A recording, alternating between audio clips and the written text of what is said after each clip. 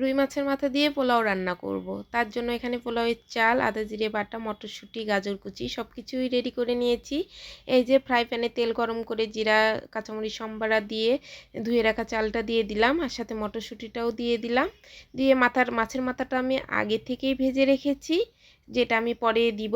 আগে চালটা ভাজবো আগে তেলে, লবণ হলুদ দিয়ে দিব চালের মধ্যে, দিয়ে এখন চালটা খুব ভালো করে ভাজি করে নিব। নিয়ে এখানে কেটে রাখা গাজরটাও দিয়ে দিলাম, গাজরটাও হালকা ভাজি করে নিব। এইভাবে মাছের মাথা দিয়ে পোলাও রান্না করে কে কে খেয়েছেন জানাবেন। আর এই যে এখানে আদা জিরে বাটা, গরম মশলা গুঁড়ো, ঝালের গুঁড়ো, লবণ হলুদ সবটাই দিয়ে পরিমাণ মতো জল দিয়ে দিলাম।